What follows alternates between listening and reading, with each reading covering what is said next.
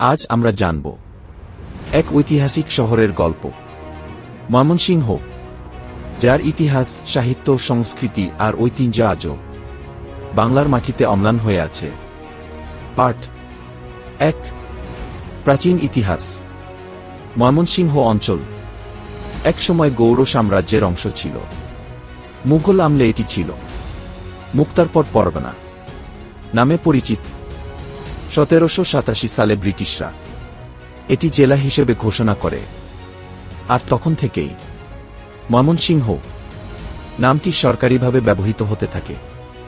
অনেকে বলেন, ময়মন নামে এক জমিদার ছিলেন, যিনি ছিলেন ন্যায়বান ও প্রজাহিতৈষী।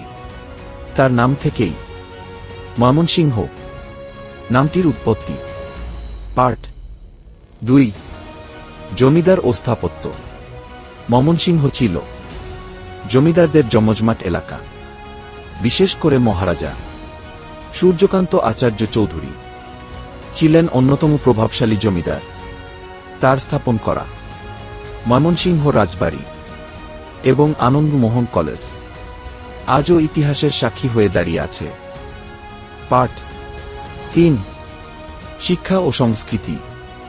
ময়মনসিংহ শিক্ষা ও সাহিত্যের ক্ষেত্রে এক গুরুত্বপূর্ণ কেন্দ্র।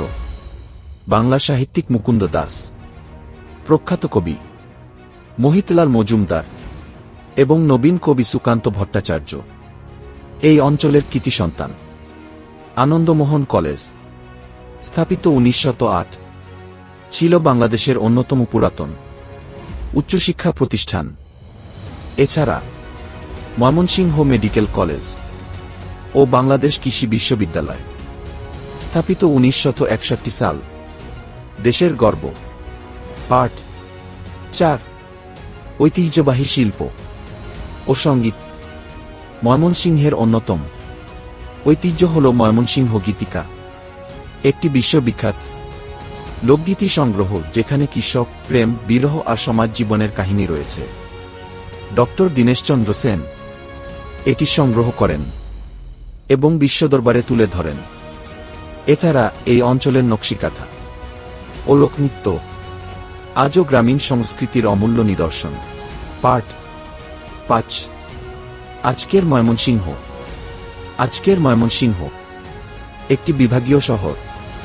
উন্নয়নের ছোঁয়ায় বদলে যাচ্ছে চেহারা, তবুও ইতিহাস আর ঐতিহ্য মিশে আছে শহরের প্রতিটি ইটে দরজায়। ব্রহ্মপুত্র নদ শহরের প্রাণকেন্দ্র আজও সেই পুরনো সৌন্দর্য বহন করে। শেষ কথা, ময়মনসিংহ শুধু একটি শহর নয়, এটি এক জীবন্ত ইতিহাস, যে শহরের প্রতিটি মোড়, প্রতিটি নিদর্শন ইতিহাসের কথা বলে। আপনিও যদি ময়মনসিংহের গর্বিত সন্তান হন, তাহলে ভিডিওটি শেয়ার করুন এবং কমেন্টে জানিয়ে দিন আপনার প্রিয় স্মৃতি কি এই শহর নিয়ে। ভিডিও ভালো লাগলে লাইক দিন, চ্যানেলটি সাবস্ক্রাইব করতে ভুলবেন না।